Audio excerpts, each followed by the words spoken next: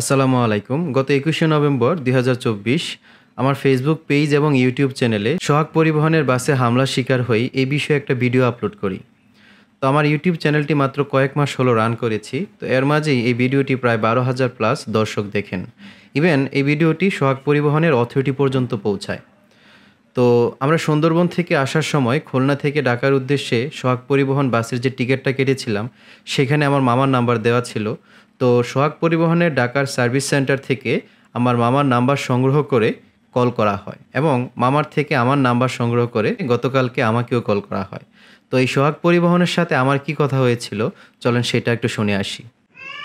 আসসালামু আলাইকুম। জি ওয়ালাইকুম সালাম। রফিক ভাই। জি রফিক ভাই, আমি সোহাগের ম্যানেজার ঢাকা থেকে দুলাল বলছিলাম। জি দুলাল ভাই বলেন। ভালো আছেন আপনি? এই তো আলহামদুলিল্লাহ, ভালো আছেন? এই তো আল্লাহ রাখছে ভাই। ভাই ওই যে আপনারা সুন্দরবন থেকে মনে হয় 12 জনের একটা টিম আসছিলেন, আসার পথে মনে হয় যে গাড়ির ভিতরে একটু ঝামেলা হয়েছিল।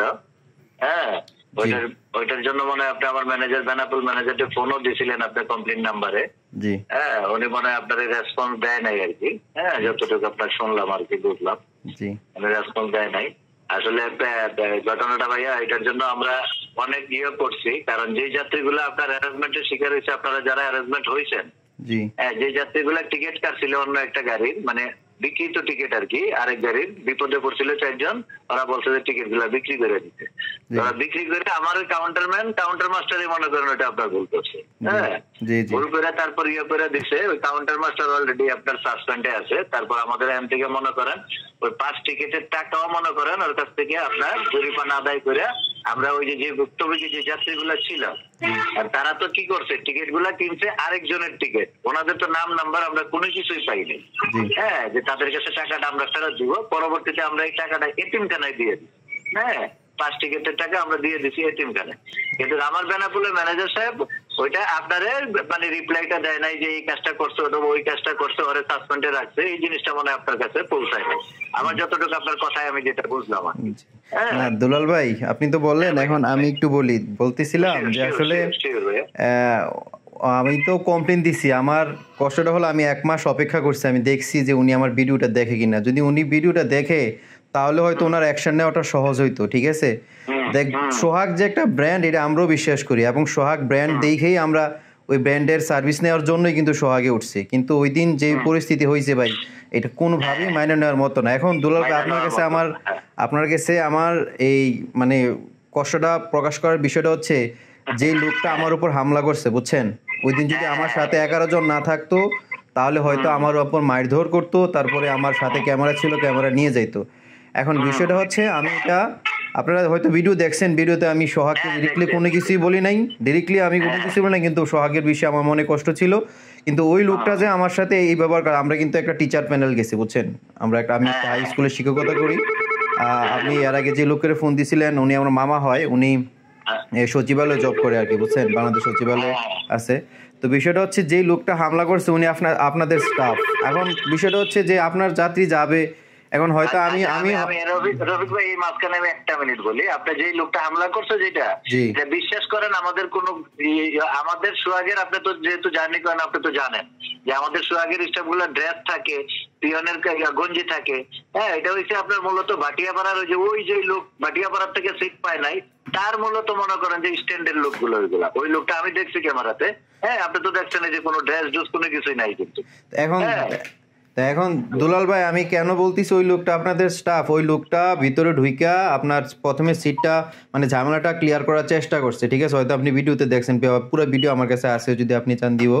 তার পরবর্তী ওই লোকের কথাই কিন্তু ইয়াটা ছাড়ছে আপনার, এই কি যিনি কয় পরে বাসটা ছাড়ছে, এবং ওই লোকটাই কিন্তু এই আমাদের মানে এই পরবর্তীতে মানে সোহাগে যখন দেখছি ভিডিও করি, সে একটা উসিলা ধইরা, সে একটা নাম এই বইলা আমার উপর হামলা করার চেষ্টা করছে। এখন ওই লোকটা যদি সোহাগের লোক না হয়ে থাকে ভাই, তাহলে কিভাবে উনি করছে না, মানে এই মানে সুপারভাইজারে নামাই দিয়া বাস ছাড়তে বলছে, এইটা একটু আমার ব্যাখ্যা করেন প্লিজ। এটা আমি আপনাদের ব্যাখ্যা করতেছি। আপনার যে ছিল, আপনি যে জায়গায় কমপ্লেন দিছিলেন, আমার এখানে খুলনার ইনচার্জ আছে ইয়ামিন, ও ব্যাপারটা জানছে।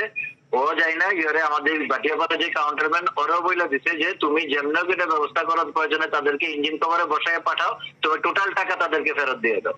হ্যাঁ, এটা মনে হয় অফার করছে, সেটা তো তারা রাজি হয় না। হ্যাঁ, যে সিট ছাড়বেই না, যে বর্ষে খুলনার থেকে সে ছাড়বেই না, আর যে ভাটিয়াপাড়ার থেকে টিকিট কাটছে সে মনে করেন সিট পাচ্ছেই না, সেও ছাড়বে না।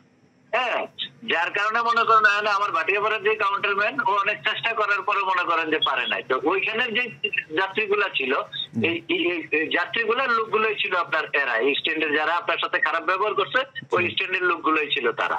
আর আমার সুপারভাইজার যেটা বলতেছে, সুপারভাইজারটা বলছে যে এই যাত্রী মারবেই, যে কোনো এক জায়গায় নিয়ে মারবে, তারপর সুপারভাইজার ভয়ে এখান থেকে মনে করেন যে পলাইছে। হ্যাঁ, ওইখান থেকে আর যায়নি, এটা আমার কেউতেই সিদ্ধান্ত দিয়ে দিচ্ছে। এই জন্য আমি আপনার ফোন দিচ্ছি, আপনার নাম্বারটা অনেক কষ্টে কালেক্ট করে আমি, রফিক ভাই, আমি মানে আপনাকে জাস্ট সরি বলার জন্য, কারণ আপনার উপর দিয়ে অনেক গেছে, আপনি নিজে ছিলেন, আপনি আবার ইয়েও পান নাই আমাদের তরফ থেকে, আমার ম্যানেজারের পক্ষ থেকে আপনি ইয়েও পান নাই, রিপ্লাইও পান নাই। হ্যাঁ, সবকিছু মিলে মানে আপনি ফেড আপ আর কি। এই জন্য আমি আপনার কাছে এক্সট্রিমলি সোহাগ পরিবহনের পক্ষ থেকে, আপনি আমার ভাই হিসাবে আমি আপনার এক্সট্রিমলি সরি, এটা নিয়ে মনে কোনো কষ্ট রাখেন না ভাইয়া। ঠিক আছে দুলাল ভাই, ফোন দিচ্ছেন এর জন্য ধন্যবাদ। আর বিষয়টা হচ্ছে ভিডিওটা আমি তো আসলে মাত্র অত বড় ইউটিউবার না, যা শুরু করছি, ভিডিওটা হয়তো ডিলিট করলে আমার চ্যানেলে একটু ক্ষতি হতে পারে। আমি ফিরতে আরেকটা ভিডিও বানাই আপনাদেরকে ধন্যবাদ দিয়ে দিব, ঠিক আছে? আশা করি আপনাদের ব্র্যান্ড কোয়ালিটির কোনো সমস্যা হবে না। ঠিক আছে ভাই, অসংখ্য ধন্যবাদ।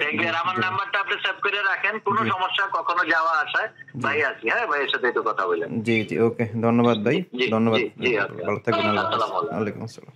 সোহাগ পরিবহন একটি ব্র্যান্ড, এটা আমরা মনে প্রাণে বিশ্বাস করি। কিছু অনাকাঙ্ক্ষিত ঘটনা ঘটে যাবে, কিন্তু এগুলোর বিরুদ্ধে যথাযথ ব্যবস্থা গ্রহণ করলে কোনো যাত্রী আর হয়রানির শিকার হবে না। তো আমার দেওয়া অভিযোগ আর ভিডিও প্রমাণগুলো যদি ওই দিন সার্ভিস সেন্টার থেকে সিন করা হয়তো আমাকে ওই ভিডিও বানাতে হতো না। আর ওই দিন আমার ভিডিও করার মূল পারপাস ছিল আমি যাতে প্রমাণ হিসাবে ওই সার্ভিস সেন্টারে এই ভিডিওগুলো দিতে পারি, সেজন্যই কিন্তু আমার ভিডিও করা। যাক, সোহাগ পরিবহনকে অসংখ্য ধন্যবাদ জানাই। আমার দেওয়া অভিযোগের ভিত্তিতে ওই দিন ওই ঘটনার পেছনে যারা জড়িত ছিল তাদের সবার বিরুদ্ধে যথাযথ ব্যবস্থা গ্রহণ করার জন্য। আশা করছি সোহাগ পরিবহন এভাবেই সবসময় যাত্রীর পাশে থেকে তাদের ব্র্যান্ডের যে সুনাম, এটা সবসময় অক্ষুণ্ণ রাখবে। সে সাথে আপনাদেরকে অসংখ্য ধন্যবাদ জানাই যারা আমার পাশে থেকে আমার ভিডিও দেখে আমাকে সহযোগিতা করেছেন। সবাই ভালো থাকবেন, সুস্থ থাকবেন। আল্লাহ হাফিজ।